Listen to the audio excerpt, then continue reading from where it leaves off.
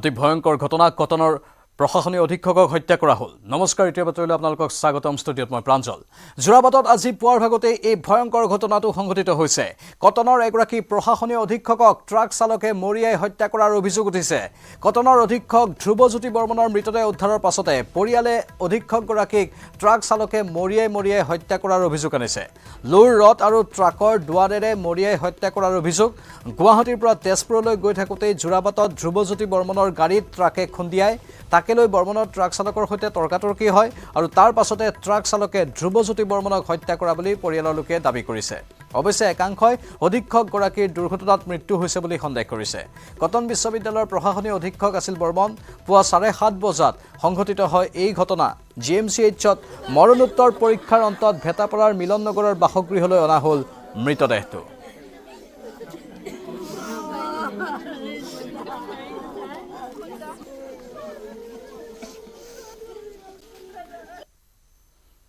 কান্দোনৰ ৰোল উঠিছে এতিয়া পৰিয়ালৰ মাজত। সকলো আচৰিত হৈছে এই ঘটনাক লৈ। এখন ট্ৰাকৰ চালকে মৰিয়াই হত্যা কৰাৰ অভিযোগ উত্থাপন কৰিছে পৰিয়ালৰ লোকে। ট্ৰাক চালক আৰু হেণ্ডিমেন বৰ্তমান পলাতক। যোৰাবাটত আজি পুৱাৰ ভাগত এই ঘটনা সংঘটিত হয়, কিন্তু সমগ্ৰ ঘটনা এতিয়া ৰহস্যৰ আৱৰ্তত সোমাই পৰিছে। পৰিয়ালে অভিযোগ কৰিছে যে ট্ৰাক চালক আৰু হেণ্ডিমেনে মৰিয়াই হত্যা কৰিলে কটনৰ প্ৰশাসনীয় অধীক্ষকগৰাকীক। তাৰ বিপৰীতে স্থানীয় একাংশ লোকে কৈছে যে এয়া হয়তো দুৰ্ঘটনা হ'ব পাৰে। যি স্থানত এই ঘটনাটো সংঘটিত হ'ল সেই স্থানৰে আশে পাশে থকা একাংশ লোকে কৈছে। অৱশ্যে সকলোৱে থিৰাংকৈ ক'ব পৰা নাই। পুৱাৰ ভাগত যিহেতু এই ঘটনাটো সংঘটিত হৈছিল, ট্ৰাকখনে খুন্দা মাৰিলে বুলি সন্দেহ কৰা হৈছে, কিন্তু পৰিয়ালে অভিযোগ কৰিছে যে প্ৰথমে ট্ৰাকখনে খুন্দা মাৰিলে, খুন্দা মৰাৰ পাছত ট্ৰাকৰ চালক আৰু হেণ্ডিমেনৰ সৈতে ধ্ৰুৱজ্যোতি বৰ্মনৰ কথাৰ কটাকটি হ'ল আৰু তাৰ পাছতেই ৰডেৰে সেই ট্ৰাক চালক আৰু হেণ্ডিমেনে প্ৰহাৰ কৰিলে আৰু তাৰ পাছতেই মৃত্যুমুখত পৰিছে অধীক্ষকগৰাকী। এই ঘটনাক লৈ এতিয়া আৰক্ষীৰ নিৰপেক্ষ তদন্তৰ দাবী উত্থাপন কৰিছে, কিন্তু সেই ট্ৰাকখনৰ চালক আৰু হেণ্ডিমেনৰ কোনো ধৰণৰ এতিয়া খবৰ নাই। ক'ত পলায়ন কৰিছে কোনেও নাজানে। যোৰাবাটত আজি পুৱাৰ ভাগতেই এই ভয়ংকৰ ঘটনাটো সংঘটিত হয়। কটনৰ প্ৰশাসনীয় অধীক্ষকক ট্ৰাক চালকে মৰিয়াই হত্যা কৰাৰ অভিযোগত এতিয়া সৰব হৈ পৰিছে সকলো। কটনৰ অধীক্ষক ধ্ৰুৱজ্যোতি বৰ্মনৰ মৃতদেহ উদ্ধাৰৰ পাছতে পৰিয়ালে অধীক্ষকগৰাকীক ট্ৰাক চালকে মৰিয়াই হত্যা কৰাৰ অভিযোগ আনিছে। লোৰ ৰথ আৰু ট্ৰাকৰ দুৱাৰেৰে মৰিয়াই হত্যা কৰাৰ অভিযোগ। গুৱাহাটীৰ পৰা তেজপুৰলৈ গৈ থাকোঁতেই যোৰাবাটত ধ্ৰুৱজ্যোতি বৰ্মনৰ গাড়ীত ট্ৰাকে খুন্দিয়াই আৰু তাকে লৈ বৰ্মনৰ ট্ৰাক চালকৰ সৈতে তৰ্কাতৰ্কি হয়। তাৰ পাছতেই ট্ৰাক চালকে ধ্ৰুৱজ্যোতি বৰ্মনক হত্যা কৰা বুলি পৰিয়ালৰ লোকে দাবী কৰিছে। অৱশ্যে একাংশই অধীক্ষকগৰাকীৰ দুৰ্ঘটনাত মৃত্যু হৈছে বুলি সন্দেহ কৰিছে। কটন বিশ্ববিদ্যালয়ৰ প্ৰশাসনীয় অধীক্ষক আছিল বৰ্মন। আজি পুৱা 7:30 বজাত এই ঘটনা সংঘটিত হয়। GMCHত মৰণোত্তৰ পৰীক্ষাৰ অন্তত ভেটাপাৰাৰ মিলন নগৰৰ বাসগৃহলৈ মৃতদেহটো অনা হ'ল বৰ্মনৰ। আমি প্ৰথমে এক্সিডেণ্ট বুলিয়ে ভাবিছিলোঁ, এতিয়াহে গম পালোঁ চৰকাৰৰ পুলিচে ক'লে যে কোবাইছে নেকি, নাকে মুখে তেজ ওলাই আছে আৰু তাৰ গাড়ীখনত কেছ কৰাৰ কাৰণে সম্ভৱ সি নামি কেনে ক'ব গৈছে। সি এনেই ল'ৰাটো বিৰাট চিনচিয়াৰ, বহুত চিনচিয়াৰ। ক'ব যাওঁতে সম্ভৱ সেনেকৈ হাতাহাতি লাগিল নেকি, আৰু আমাকতো চাবও দিয়া নাই। সেইখিনিয়ে গম পালোঁ, বেলেগ আৰু নাজানো। ঘৰত গৈ কিনে গম পাম দিয়ক। আৰু পুলিচেতো গম পাইছেই হ'বলা। তেখেতসকল ড্ৰাইভাৰক ধৰিব পৰা নাই, কিন্তু ট্ৰাকখন ধৰিছে, আটক কৰা বুলি শুনা পাইছোঁ। কিন্তু তেখেতে কিন্তু কাজিয়া কৰা ল'ৰাই নহয়। 7টা বজাত বোলে ঘৰৰ পৰা ওলাই গৈছে। ছোৱালীজনীয়ে কান্দি কৈছে আৰু যে হেৰি এনেকৈ ধ্ৰুৱৰ এক্সিডেণ্ট হৈছে। ক'ত হৈছে কৈছে কি তেজপুৰত যাব ওলাইছিলে, তেজপুৰলৈ গৈছে, তেখেতৰ হেৰি হৈছে, এক্সিডেণ্ট হৈছে। কোনে কৈছে বোলে পুলিচে কৈছে। সেইখিনিয়ে গম পাইছোঁ, বাকী আৰু একো গম পোৱা নাই। তাৰপিছত লৰালৰিকৈ ইয়ালৈকে আহিলোঁ। ইয়াতে আহিহে গম পাইছোঁ পিছ মাথাত বোলে দুখ পাইছে আৰু নাকেদি তেজ ওলাইছে। এক্সিডেণ্ট বুলিয়ে পুলিচে সেনেকৈ কৈছে এক্সিডেণ্ট হোৱা বুলি পেলাই। গাড়ীখনৰ এনেই বোলে অলপ দেখা নাই ভালকৈ, এনেই অলপমান হোৱা বুলি কৈছে আৰু ক্ৰেছ পৰা বুলি কৈছে। তেওঁ ঘৰৰ পৰা কিবা অফিচৰ কামত ওলাই গৈছিলে।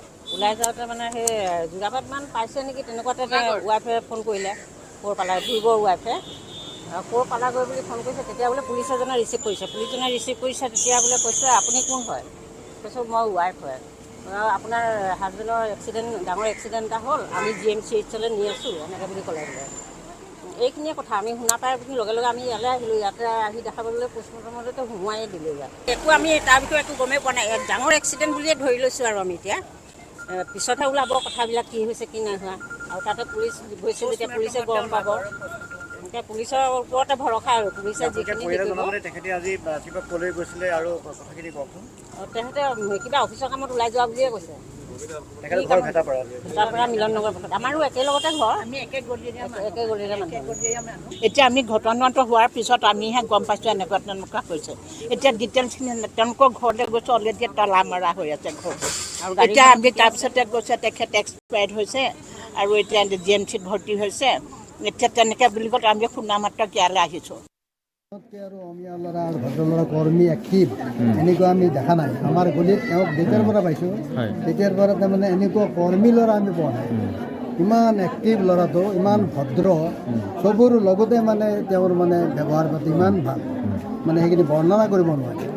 এই ল'ৰা এটা আজি আমাক বিৰাট আঘাত দি পেলাই মানে এনেকুৱা হ'ব বুলি আমি সপোনৰো কৈছোঁ, ভবাই নাছিলোঁ এনেকুৱা ঘটনা যে শুনিম। তেওঁ ইমান দিনটো কষ্ট কৰি আহিও ৰাতি ভাত বনাই মই নিশ্চয়কৈ দেখাম, মোৰ এইটো মই সদায় দেখা পাওঁ। ইমান এক্টিভ ল'ৰাটো সমগ্ৰ ঘৰতকৈ মানে বাইক লৈ গ'ল, এই মাত্ৰ গাড়ী লৈ গ'ল আৰু ইমান দূৰ তাতে যাই থাকে কৰ্মস্থলী। তেখেতে তেজপুৰতো যায়, দুৰ্ঘটনা হৈছে। এইটো কিবা এক্সিডেণ্ট কেছ বুলি ফাৰ্ষ্টতে শুনা পালোঁ, পিছতে শুনা পালোঁ যে মানে আৰু কোনোবাই ধাক্কা মাৰি পেলাই দিলে মাৰি, এনেকুৱা পিছত সেইখিনি শুনা পালোঁ। আমাৰ জ্যেষ্ঠ সাংবাদিক দীপাংকৰ দাস বৰ্তমান লাইভত আছে। দীপাংকৰ, এই মুহূৰ্তত এই ঘটনাক লৈ ৰহস্যৰ সৃষ্টি হৈছে। আচলতে শেহতীয়া খবৰ কি ওলাইছে? আৰক্ষীৰ তদন্ত কেনেধৰণে আগবাঢ়িছে? চাওক প্ৰাঞ্জল, এই চাঞ্চল্যকৰ ঘটনাটোৰ বিভিন্ন দিশ বিভিন্নজনে বিভিন্ন ধৰণে মতামত তেওঁলোকে প্ৰকাশ কৰিছে। কেইবাটাও সন্দেহৰ দিশ কিন্তু ৰৈ গৈছে গোটেই ঘটনাটোক লৈ, কাৰণ এই মুহূৰ্তত যি শেহতীয়া এই ঘটনাৰ প্ৰায় 8টা ঘণ্টা সময় উকলি গৈছে, কিন্তু এই মুহূৰ্তলৈকে গুৱাহাটী আৰক্ষীৰ কোনো এগৰাকী শীৰ্ষ আৰক্ষী বিষয়াই এই ঘটনাটোক লৈ মুখ খোলা নাই। অৰ্থাৎ গোটেই ঘটনাটো এই মুহূৰ্তত ৰহস্যৰ আৱৰ্তত আছে। বিভিন্নজনে সন্দেহ চকুৰে যিদৰে চাইছে, আমিও সেই তাকেই কথাটো উল্লেখ কৰিব লাগিব, কাৰণ এই মুহূৰ্তত মই যোৰাবাটত উপস্থিত আছোঁ আৰু মই প্ৰথমে ৰাষ্ট্ৰীয় ঘাইপথটো দেখুৱাই ল'ব বিচাৰিছোঁ। আৰু এয়াই হৈছে গুৱাহাটী মহানগৰীৰ পৰা প্ৰস্থান কৰা মূল প্ৰৱেশদ্বাৰ।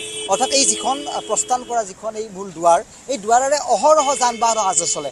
ঠিক একেদৰে এই ৰাজপথছোৱাৰে ভেটাপাৰাৰ ঘৰখনৰ পৰা ৰাতিপুৱা 7 বজাত তেজপুৰ অভিমুখে ওলাই আহিছিল এই বাহনখনত উঠিয়েই, বাহনখন চলায়ে ধ্ৰুৱজ্যোতি বৰ্মনে। অৰ্থাৎ মই এখন ৰেনাল্টৰ ট্ৰিবাৰ বাহনখন দেখুৱাইছোঁ, যি বাহনখনৰ নাম্বাৰ হৈছে AS01 FT2170। অৰ্থাৎ এই বাহনখনৰ চালকৰ আসনত থকাৰ সময়ছোৱাতে ৰাজপথত ক'ৰবাত এটা সাধাৰণ পথ দুৰ্ঘটনা সংঘটিত হৈছিল।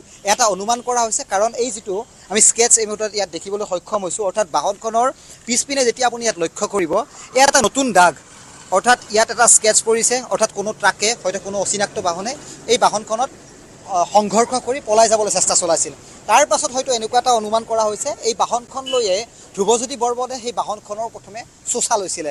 তেনে মুহূৰ্ততে এই বাহনখন, এই যিখন আপুনি টেংকাৰ এই মুহূৰ্তত দেখিবলৈ সক্ষম হ'ব, নাগালেণ্ডৰ ৰেজিষ্ট্ৰেশ্যন NL01A82789। অৰ্থাৎ এই বাহনখনেই সেই বাহনখনক খুন্দিয়াই পলাই যোৱাৰ চেষ্টা চলোৱা হৈছিল চাগে, এটা অনুমান কৰা হৈছে। যি অনুমানৰ ভিত্তিত ধ্ৰুৱ বৰ্মনে এই বাহনখন আগভেটি ধৰি, ঠিক যোৰাবাটৰ আপুনি লক্ষ্য কৰক, এয়া যোৰাবাটৰ মই উৰণীয়া সেতুখন দেখুৱাই লৈছোঁ, যিখন আপুনি দূৰলৈ বৰ্তমান উৰণীয়া সেতুখন দেখিব, তাৰ ঠিক সেইপিনে এই বাহনখন আগভেটি ধৰিছিলে ধ্ৰুৱজ্যোতি বৰ্মনৰ বাহনখনে। তাৰপিছত এজন প্ৰত্যক্ষদৰ্শীয়ে আমাক অফ কেমেৰা এটা কথা কৈছে, এই বাহনখন ধ্ৰুৱজ্যোতি বৰ্মনে ৰাখিয়ে এই যিখন ৰেলিং ইয়াত আপুনি দেখিছে চালকৰ আসনত, এই স্থানতে ধ্ৰুৱজ্যোতি বৰ্মনে প্ৰথমে থিয় হৈ উঠি লৈছিলে, লৈ ট্ৰাকৰ ড্ৰাইভাৰজনৰ সৈতে তৰ্কযুদ্ধত লিপ্ত হৈছিলে। অৰ্থাৎ কিয় সেই ধৰণৰ দুৰ্ঘটনা এটা সংঘটিত কৰি এই বাহনখন পলাই আহিছিল। অৰ্থাৎ এটা অনুমান কৰা হৈছে। প্ৰাঞ্জল, পুনৰ কৈছোঁ, বিভিন্নজনে স্পষ্টভাৱে কেমেৰাৰ আগত নক'লেও কিন্তু একাংশ লোকৰ সৈতে আমি আহি প্ৰথমে গোটেই ঘটনাৰ অনুসন্ধান চলাইছোঁ, তাৰে পিছত গোটেই ঘটনাৰ তথ্য বিশ্লেষণ আমি এইবোৰ দৰ্শকৰ সন্মুখত আগবঢ়াইছোঁ। অৰ্থাৎ এই বাহনখনৰ সন্মুখত কোনো আপুনি দুই এটা ঠাইতে মই তেজৰ চেকুৰা দেখিছোঁ, মই মূৰত যদি মই লক্ষ্য কৰোঁ তেতিয়াহ'লে এই স্থানত তেজৰ চেকুৰা আছে। অৰ্থাৎ আপুনি ইয়াত তেজৰ কিছু চিন আমি দেখিবলৈ সক্ষম হৈছোঁ, কাৰণ এই বাহনখনত যেতিয়াই ধ্ৰুৱজ্যোতি বৰ্মনে সেই ড্ৰাইভাৰজনৰ সৈতে তৰ্কযুদ্ধত লিপ্ত হৈছিলে, তেতিয়াই হয়তো ড্ৰাইভাৰজনে, চালক হেণ্ডিমেনে সেই ধ্ৰুৱজ্যোতি বৰ্মনক হয়তো আক্ৰমণ কৰিব পাৰে, যাৰ ফলত তেওঁ প্ৰথমে মাটিত পৰি পৰিল। তাৰপিছত হয়তো বাহনখন কিছু আগুৱাই আহি ফলত এই ধৰণৰ ৰেলিঙতে হয়তো খুন্দা লাগি সেই ধ্ৰুৱজ্যোতি বৰ্মনৰ হয়তো অকাল মৃত্যুক আঁকোৱালি ল'ব লগা নিচিনা ঘটনা সংঘটিত হ'ল। আৰু যিখন ফটো বৰ্তমান আৰক্ষীৰ ফালৰ পৰা আনুষ্ঠানিকভাৱে তেওঁলোকে প্ৰকাশ কৰিছে, তাত এটা সময় সংলগ্ন হৈ আছে যে 7:49, অৰ্থাৎ ৰাতিপুৱা 7:49 সেই ফটোখন, বিশেষ ফটোখন উঠোৱা হৈছিলে। আৰু দেখিছিলোঁ আমি ৰাজপথৰ ঠিক পাৰতে ডিভাইডাৰ আছিলে, ডিভাইডাৰৰ পাৰতে এই বাহনখন আছিলে। প্ৰথমে কাজিয়াৰ সূত্ৰপাত, তাৰপাছত ঠেলা হেঁচা বুলি এটা আমি খবৰ লাভ কৰিছোঁ। তাৰপিছত গোটেই ঘটনাটো সমগ্ৰ দৰ্শকসকলৰ বৰ্তমান চকুৰ সন্মুখত নিশ্চয় দীপাংকৰ সকলো এতিয়া দৰ্শকৰ সন্মুখত চকুৰ সন্মুখত কাৰণ এটা কথা আমি গাড়ীখনৰ যি আঘাত সেই আঘাতৰ পৰা অনুমান কৰিব পাৰোঁ যে দুৰ্ঘটনাত এই লোকজনৰ মৃত্যু হোৱা নাই গাড়ীখনত এই ট্ৰাকখনৰ সামান্য এটা খুন্দা লাগিছিল আৰু সেই সামান্য খুন্দাত এজন মানুহৰ মৃত্যু হ'ব নোৱাৰে স্বাভাৱিকতে যিটো কথা এতিয়া সকলোৱে কৈ আছে যে সেই লোকজনক অৰ্থাৎ কটনৰ প্ৰশাসনীয় অধীক্ষকগৰাকীক মৰিয়াই হত্যা কৰিলে চালক আৰু হেণ্ডিমেনে আৰু সেই চালক আৰু হেণ্ডিমেন এতিয়া পলাতক অৱস্থাত স্বাভাৱিকতে এই খবৰটোক লৈ এতিয়া জোকাৰণিৰ সৃষ্টি হৈছে সমগ্ৰ ৰাজ্যজুৰি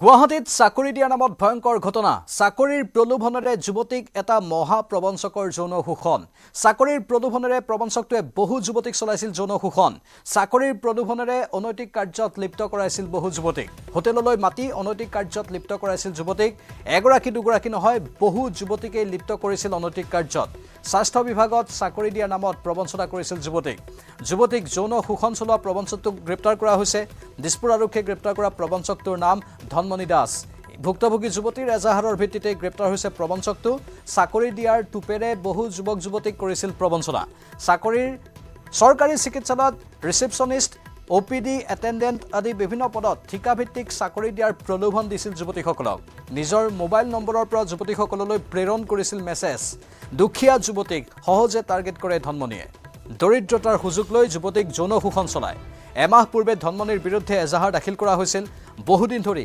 আৰক্ষীয়ে বিচাৰি আছিল ধনমণিক 2022 চনত ঘোষ লোৱাৰ অভিযোগত নিলম্বিত হৈছিল এগৰাকী ধনমণি স্বাস্থ্য বিভাগৰ চতুৰ্থ বৰ্গৰ কৰ্মচাৰী ধনমণি দাস চাকৰি দিয়াৰ টুপেৰে ধনমণিয়ে মেছেজ দিছিল পিছত হোটেললৈ মাতি যুৱতীক লিপ্ত কৰাইছিল অনৈতিক কাৰ্যত ভুক্তভোগী যুৱতীৰ এজাহাৰৰ ভিত্তিত গ্ৰেপ্তাৰ হৈছে প্ৰবঞ্চক ধনমণি নিজে সাসপেনশন হৈছো আপুনি হেল্থত চাকৰি কৰিছে নেকি মই 2016 পাইছিলো চাকৰি তাৰপিছত কি হ'ল এতিয়া না সাসপেনশন আছে মোৰ আৰু বহুত ছোৱালীক আপুনি ফেচবুকত ষ্টেটাছ দি কেনে জালত পেলাইছে বোলে নাই সেইবিলাক নাই সেইবিলাক একো বহুত ছোৱালীৰ লগত সম্পৰ্ক কৰিছে নাই কোনো কাৰো লগত ছোৱালীৰ লগত সম্পৰ্ক নাই নহ'লে কিয় এৰেষ্ট কৰিলে আৰু কোনোবাই মোৰ যোনটো চলি আছিল ভাল তাই ষ্টেটমেণ্ট দিছে সেই হ'বলৈ আপুনি হেল্থত ক'ত চাকৰি কৰিছিলে জইণ্ট ডাইৰেক্টৰ হেল্থ ছাৰ্ভিচ হেঙৰাবাৰী কি পোষ্টত ফ'ৰ্থ গ্ৰেড পোষ্ট 2016 পাইছিলোঁ বৰ্খাস্ত কেতিয়া কৰিছে আপোনাক 2000 আপোনাৰ 21 লাষ্টত কিয় কৰিছিলে চাকৰিৰ নামত পইচা তুলিছিলে না পইচা লৈছিলোঁ তাৰ পইচাটো ৰিটাৰ্ণ কৰা গৈছে আমাৰ সতীৰ্থ সাংবাদিক বিৰিঞ্চি ৰিকা বৰ্তমান লাইভত আছে বিৰিঞ্চি এইগৰাকী ধনমণিৰ কিছু ভাষ্য আমি শুনিবলৈ পালোঁ কিন্তু কথাবোৰ অস্পষ্ট ভালদৰে ক'ব পৰা নাই কিন্তু যুৱতীক কেনেধৰণে ভয়ংকৰ ৰূপত নিৰ্যাতন চলাইছিল তাৰ এখন ছবিও সন্মুখলৈ আহিছে নিশ্চয় প্ৰাঞ্জল আচলতে এইগৰাকী প্ৰবঞ্চক আচলতে ধনমণি দাসৰ বিৰুদ্ধে কিছু সময় পূৰ্বে আৰু কেতবোৰ বিস্ফোৰক তথ্য আমাৰ হাতত আহি পৰিছে আৰু সেই তথ্য অনুসৰি যে ধনমণি দাসে হোটেললৈ যুৱতীসকলক মাতি আনে তেওঁলোকৰ লগত কথা বতৰা পাতে আচলতে তাৰ পাছত যি ধৰণে তেওঁলোকে খোৱা খাদ্য লৈ আহে সেই খোৱা খাদ্যৰ লগত ধনমণি দাসে নিচাজাতীয় দ্ৰব্য আচলতে তাত মিহলাই পেলাই সেই যুৱতীগৰাকী অচেতন কৰে পৰৱৰ্তী সময়ত তেওঁলোকক যৌন নিৰ্যাতন চলোৱাৰ পাছত সেইসমূহ ভিডিঅ' ফটো ধনমণিয়ে সেই হোটেলৰ ভিতৰতে ভিডিঅ' ফটো বনায় আৰু সেইসমূহ ৰাখি থয় আৰু যেতিয়া যুৱতীগৰাকীয়ে ঘৰলৈ যায় তাৰ কেইদিনমান পাছৰ পৰা সেই নিৰ্দিষ্ট যুৱতীগৰাকীক ব্লেকমেইলিং কৰিবলৈ আৰম্ভ কৰে টকা বিচাৰি হওক বা যি ধৰণে তেওঁক আকৌ পুনৰ লগ ধৰিবৰ কাৰণে ব্লেকমেইল কৰে তেনেধৰণে বহু যুৱতীক আচলতে কৰিছে কেৱল যে যুৱতীক কৰিছে তেনে নহয় যুৱতীগৰাকীয়ে যেতিয়া সমগ্ৰ ঘটনা তেওঁলোকৰ পৰিয়ালৰ লোকৰ আগত কয় পৰিয়ালৰ লোককো সেইসমূহ কয় যে আমি মোৰ হাতত থকা যিসমূহ ভিডিঅ' আছে বা ফটো আছে মই আপোনালোকলৈ প্ৰেৰণ কৰি দিম বা এইসমূহ মই ৰাজহুৱা স্থানত ৰাজহুৱাভাৱে মই ছ'চিয়েল মিডিয়াত এইসমূহ মুকলি কৰি দিয়াৰ ভাবুকি দিয়ে গতিকে এই ধৰণৰ যে যিগৰাকী যুৱতীয়ে কিছুদিন পূৰ্বে যিহেতু দিছপুৰ থানাত গোচৰ দিছে তেওঁ ভুক্তভোগী তেওঁ বিভিন্ন ধৰণে তেওঁক আচলতে কাকুতি মিনতি কৰিছিল যে তেনেধৰণৰ এটা কাৰ্য নকৰিবলৈ তেওঁৰ বিশ্বাসত সেই হোটেলখনলৈ আহিছিল বা তেওঁ তাৰ পাছত লগ ধৰাৰ পিছত কি হৈছিল আচলতে ক'ব নোৱাৰে আৰু সেই কথাখিনি যেতিয়া জেৰাত কৈছে যে তেওঁ নিচাজাতীয় দ্ৰব্য খাদ্যত মিলাই দিয়ে তাৰপাছত সেই যুৱতী অচেতন হৈ যায় তাৰপিছত তেওঁ তেনেধৰণে যৌন চুৰিৰ তথ্য কৰাৰ পাছত তেওঁ সেই ভিডিঅ' ফটোসমূহ সংগ্ৰহ কৰি পৰিয়ালৰ লোকক বা যুৱতীগৰাকীক আচলতে ব্লেকমেইলিং কৰে। গতিকে তেওঁ এই কাৰ্যটো আচলতে দীৰ্ঘদিন ধৰি তেওঁ কৰি আছিল। যেতিয়াৰ পৰা তেওঁ ইতিমধ্যে তেওঁৰ ভাষ্যত ওলাইছে যে তেওঁ 2016 চাকৰি পাইছিল, তাৰ পাছত তেওঁ ধন লোৱাৰ অপৰাধত তেওঁৰ অভিযোগত তেওঁ গ্ৰেপ্তাৰো হৈছিল, তেওঁ চাকৰিৰ পৰা বৰ্তমানেও নিলম্বিত হৈ আছে। গতিকে সেই সকলোখিনি ধনমণি দাসৰ সেই ছবিখন আচলতে চালেই আচলতে গম পোৱা যায় তেওঁ কেনেধৰণৰ এগৰাকী প্ৰবৃত্তিৰ লোক। যে দেখা পোৱা গৈছে যুৱতীক তেওঁ ছ'চিয়েল মিডিয়াত তেওঁ এডভাৰটাইজ দিব যে এনেধৰণৰ এটা পোষ্ট আছে, যদি কোনোৱে যোগাযোগ কৰিব পাৰে তেওঁৰ নম্বৰটো দি দিয়া হৈছে, নিৰ্দিষ্ট নম্বৰত যোগাযোগ কৰক। যেতিয়া এগৰাকী যুৱতীয়ে তেওঁৰ লগত হোৱাটছআপ যোগে যেতিয়া কথা পাতে বা ফোন যোগে কথা পাতে, তাৰ পাছতে তেওঁৰ মেছেজ দিয়া আৰম্ভ হৈ যায়। ধনমণি বোলাজনৰ পৰিয়াল আছে নাই? তেওঁৰ নিজৰ পত্নী অথবা সন্তান কোনোবা আছেনে নে অবিবাহিত? নিশ্চয়কৈ ধনমণি আচলতে যিহেতু তদন্তকাৰী বিষয়াই জনাইছে যে তেওঁৰ ঘৰ পাঠশালাত, তেওঁৰ এটা পৰিয়াল আছে, তেওঁৰ কিন্তু পৰিয়াল থকাৰ পাছতো কিন্তু ধনমণি দাসৰ আচলতে এইসমূহ স্বভাৱ তেওঁ গুচি যোৱা নাছিল। তেওঁ যেতিয়াই সুযোগ পায় তেওঁ যুৱতীক মহানগৰী হোটেললৈ মাতি আনে, যেতিয়াই সুযোগ পায়। নিশ্চয় বিৰিচি নষ্ট চৰিত্ৰৰ এজন ব্যক্তি এগৰাকী ধনমণি। লাইনত থাকক। মহাপ্ৰবঞ্চক ধনমণিৰ ন কুকীৰ্তি ফাদিল হৈছে। ভুক্তভোগী যুৱতীৰ খাদ্য আৰু পানীয়ত মিহলাইছিল নিচাযুক্ত সামগ্ৰী। যুৱতীৰে অনৈতিক কাৰ্যৰ গোপনে কৰিছিল ভিডিঅ' আৰু সেই ভিডিঅ'ৰে ধনমণিয়ে ব্লেকমেইল কৰিছিল ভুক্তভোগী যুৱতীক। নথিপত্ৰ জমা লোৱাৰ অজুহাতত হোটেললৈ মাতিছিল যুৱতীক। নিচাসক্ত অৱস্থাত যুৱতীৰ সৈতে কৰিছিল অনৈতিক কাম। পাণবজাৰৰ পৰা আৰক্ষীয়ে গ্ৰেপ্তাৰ কৰে মহাপ্ৰবঞ্চক ধনমণি দাসক। পাঠশালাত ঘৰ এইগৰাকী মহাপ্ৰবঞ্চক ধনমণি দাসৰ। 2022 চনতো চাকৰিৰ নামত ধন লৈ জেললৈ গৈছিল ধনমণি। স্বাস্থ্য বিভাগৰ 4ৰ্থ বৰ্গৰ কৰ্মচাৰী এই ধনমণি। চাকৰিৰ নামত প্ৰবঞ্চনাৰ অভিযোগতেই নিলম্বিতও হৈছিল ধনমণি দাস। বিৰিঞ্চি ন তথ্য ফাদিল হ'বলৈ ধৰিছে। এতিয়া আৰক্ষীয়ে কেছ ডায়েৰী সবল ৰূপত প্ৰস্তুত কৰিব পাৰিব ধনমণিৰ বিৰুদ্ধে। নিশ্চয়কৈ আচলতে যে যোৱাকালি যেতিয়া তেওঁক গ্ৰেপ্তাৰ কৰি আনিছিল পাণবজাৰত এডোখৰ ঠাইত যেতিয়া তেওঁ আত্মগোপন কৰি আছিল, আৰক্ষীয়ে আচলতে বহুদিনৰ পৰা এগৰাকী ধনমণি দাসক বিচাৰি আছিল কিন্তু পোৱা নাছিল। কালি যেতিয়া ধৰি আনিছে তাৰ পাছতে তেওঁক জেৰা আৰম্ভ হৈছিল। আজি দিনৰ ভাগতো তেওঁক উপযোগী জেৰা কৰিছে। যিহেতু ভুক্তভোগী বহুকেইগৰাকী যুৱতীৰ পৰিয়ালৰ লোক আহি উপস্থিত হৈছে, তেওঁলোকে সেইসমূহ কথা কৈছে যে কেনেধৰণে তেওঁ এনেধৰণে ব্লেকমেইল কৰি মানসিকভাৱে তেওঁলোকক কেনেধৰণে হাৰাশাস্তি কৰিছিল। গতিকে সেই সকলোখিনি কথা তদন্তকাৰী বিষয়াৰ আগত কৈছে। গতিকে তদন্তকাৰী বিষয়ে সেইসমূহ লিপিবদ্ধ কৰিছে আৰু ধনমণি দাসক জেৰা আৰম্ভ কৰিছে যে তেওঁ কেনেধৰণে আৰু তেওঁৰ মোবাইলত অসংখ্য এনেধৰণৰ পৰ্ণগ্ৰাফী পোৱা গৈছে, অসংখ্য যুৱতীৰ ফটো পোৱা গৈছে, অসংখ্য যুৱতীৰ তেওঁ ভিডিঅ' ক্লিপিংছ তেওঁৰ মোবাইলত যিহেতু পোৱা গৈছে। গতিকে সেইসমূহ তথ্য যিহেতু আদালতত তদন্তকাৰী বিষয়াই যিহেতু জমা দিব, গতিকে এইগৰাকী ধনমণি দাসক আচলতে আজি যিহেতু কিছু সময় পূৰ্বে তেওঁক আদালতত হাজিৰ কৰিছে আৰু পুনৰ জিম্মাত বিচাৰিছে। গতিকে জিম্মাত বিচৰাৰ পাছত এইগৰাকী ধনমণি দাস যিহেতু গ্ৰেপ্তাৰৰ বাতৰি যেতিয়া বাকীসকল ভুক্তভোগী যুৱতীয়ে যেতিয়া লাভ কৰিব, হয়তো থানালৈ আহিব, তেওঁলোকেও তেওঁলোকৰ নিজৰ যিখিনি তেওঁলোকৰ বিৰুদ্ধে হৈছিল কাম সেইখিনি কথা ক'ব। গতিকে ধনমণি দাসক আচলতে জেললৈ পঠোৱাৰ যি পথ আচলতে প্ৰশস্ত কৰিছে তদন্তকাৰী বিষয়াই। সমান্তৰালভাৱে ধনমণি দাসক দীৰ্ঘদিন যাতে কাৰাগাৰত ৰাখিব পাৰে তাৰ বাবে তদন্তকাৰী বিষয়াই এইসকল যুৱতীৰ পৰাও আচলতে ভাষ্যক গ্ৰহণ কৰিব। গতিকে এই ধৰণে যে তেওঁৰ মোবাইলত যিসমূহ তথ্য পাইছে সেই তথ্যসমূহো আদালতত দাখিল কৰিব। ধন্যবাদ বিৰিঞ্চি।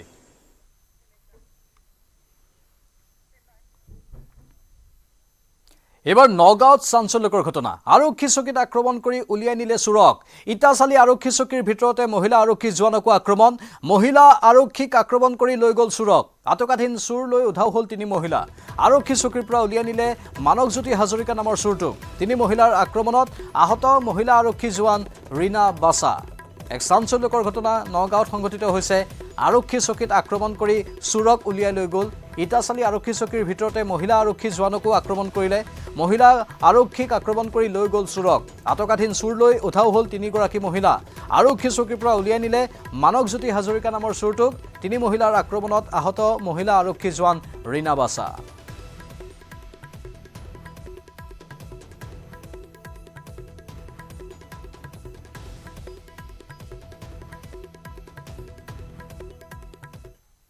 ফ্লিপকাৰ্টৰ পৰা মানে মানৱজ্যোতি বোলা ল'ৰা এটা মোবাইল চুৰ কৰিছিলে। তাৰপিছত কৰাৰ পিছত সিহঁতে ল'ৰাটো ইয়ালৈ থানালৈ লৈ আহে। লৈ আহোঁতে তাৰপিছত ছাৰে ক'লে, আই চি ছাৰে ক'লে সোধপোছৰ কাৰণে ৰাখি পেলাই এনেকৈ ৰাখিছিলে ভিতৰত। ৰখাৰ পিছতে তাৰ লগতে অহা 3জনী মাইকী মানুহ আহি পেলাই মানে অশ্লীল ভাষা কৈ বহুত ইয়াতে হুলস্থুল কৰি আছে। ল'ৰাটো কিবা চুৰ নহয় হেন তেন এনেকৈ কয়। তাৰপিছত ছাৰকো বেয়াকৈ কৈ আছে। তাৰপিছত সিহঁতে মানে ভিডিঅ' কৰিছে নিজে। ভিডিঅ' কৰোঁতে ছাৰে ক'লে থানাৰ ভিতৰত ভিডিঅ' কৰিব নালাগে বুলি কোৱাৰ পিছতে ছাৰক আৰু বেছি বেয়াকৈ ক'লে। তেতিয়া মই যেতিয়া মোবাইলটো আঁতৰাবলৈ আহিছোঁ কিয় ভিডিঅ' কৰিছে বুলি, সিহঁতে তেতিয়া মোক বেগত মানে 3জনী আছিলে ন, এজনী মই মোবাইলটো আঁতৰাবলৈ ধৰোঁতে মানে ইফালৰ পৰা এজনীয়ে বেগৰ পৰা কিবা জোঙা কিবা উলিয়াই পেলাই মোক উঠত খোজ মাৰি দিছে আৰু এজনীয়ে আকৌ আহি পেলাই কামোৰ মাৰি দিছে হাতত কামুৰিছে মাৰপিটো কৰিছে বুকুটো মোক মানে গুচি আহিছে তাৰপিছত সিহঁতে ইয়াত হুলস্থুল মই যেতিয়া পৰি যাওঁতে সিহঁতে মানে ইয়াত হুলস্থুল কৰি তাক লৈ পলুৱাই লৈ গুচি গ'ল এতিয়া দেখিলে চিনি পাম সিহঁতেতো অকস্মাতে আহিছে ন আমাৰ জ্যেষ্ঠ সাংবাদিক নীলোৎপল বৰাৰ এক প্ৰতিবেদন আছে আগবঢ়াইছো নগাঁও ইটাচলী আৰক্ষী চকীত এটা মহিলাৰ দলে গুণ্ডামি চলাইছে আৰু সেই মহিলাৰ দলটোৱে কেৱল নগাঁও ইটাচলী আৰক্ষী চকীতে নহয় ই কাৰ্ডৰ কাৰ্যালয়তো গুণ্ডামি চলাইছিলে এটা চোৰক সুৰক্ষা দিবলৈ অহা মহিলাৰ দলটোৱে এগৰাকী মহিলা আৰক্ষীজনক আক্ৰমণ কৰিছে আৰু লগতে ই কাৰ্ডৰ কাৰ্যালয়তো আক্ৰমণ চলাইছিলে আমাৰ লগত আমাৰ লগত যিগৰাকী মহিলা আৰক্ষী জোৱান আছে ৰীণা বাছা তেওঁ আছে আমি তেওঁৰ পৰা জানিবলৈ চেষ্টা কৰিম বাইদেউ কি হৈছিলে আজি ঘটনাটো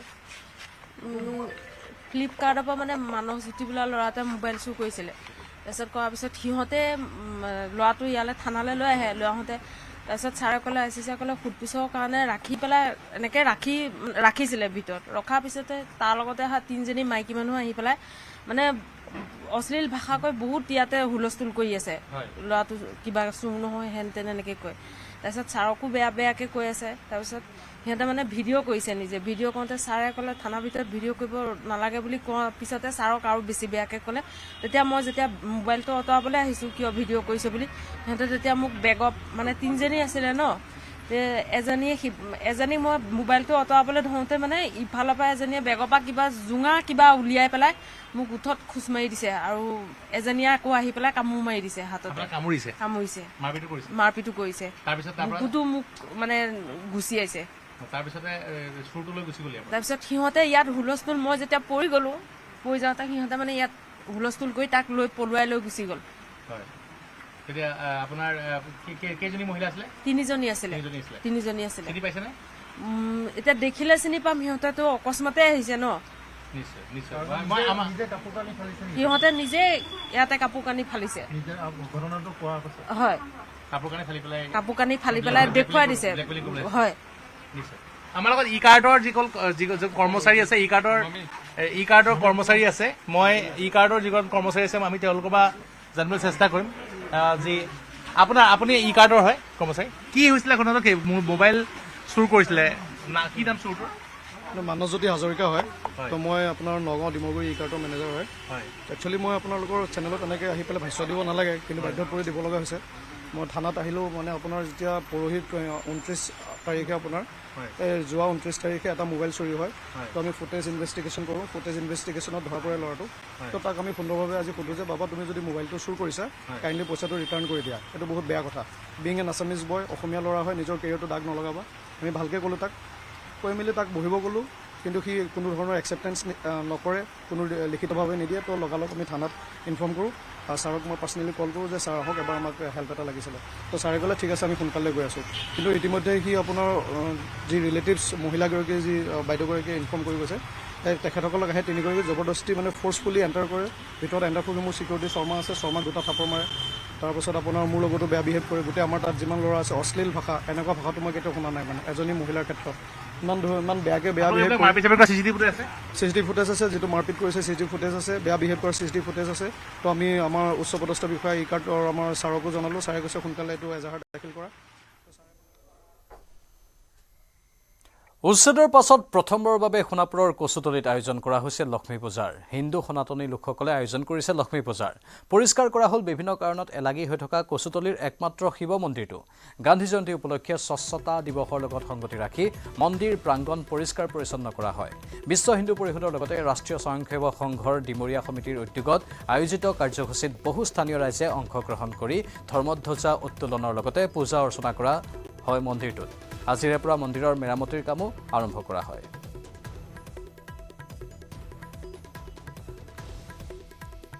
আজি আমি ইয়াতে আগন্তুক লক্ষ্মী পূজাৰ কাৰণে আমি প্ৰস্তুতি চলাইছোঁ এই কচুতলিৰ পথৰ সন্মুখত যিটো শিৱ মন্দিৰ আছে ইয়াতে আমি অলপ শ্ৰমদান কৰি এই মন্দিৰটো বহুদিন ধৰি মানে অলপ অৱহেলিত হৈ আছিল এই সমাজৰ পৰা আৰু আমি তেওঁলোকক জাগ্ৰত কৰি তেওঁলোকক অলপ হিন্দু চেতনা জাগৰণ কৰাই কেনে আমি তেওঁলোকক অলপ মন্দিৰটো চাফ চিকুণ কৰি আমি পৰিপাটি কৰাই দিছোঁ।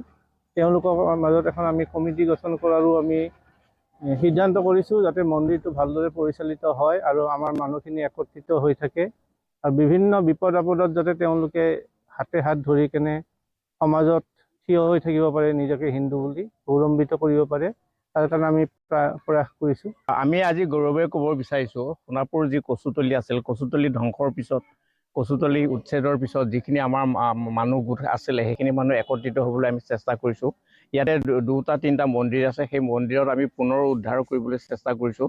তাতে আমি পূজা পাৰ্বণ যিখিনি বছৰেকত এবাৰ হৈছিল, এতিয়া আমি প্ৰতিটো পৰ্বতেই এই পূজাখিনি আগবঢ়াই নিবলৈ আমি চেষ্টা কৰিছোঁ। ইয়াত সকলো গাঁৱৰ ৰাইজ মানুহে আমাৰ হিন্দু যিখিনি সমাজ আছিলে তেওঁলোকে আমাক সহযোগ কৰিব। আজিৰ গান্ধী জয়ন্তী উপলক্ষেও আমি তাতে সেই মন্দিৰৰ কাষত শ্ৰমদান কৰিছোঁ। সময় হৈছে এতিয়াৰ বাতৰিৰ পৰা বিদায় লোৱাৰ। নমস্কাৰ।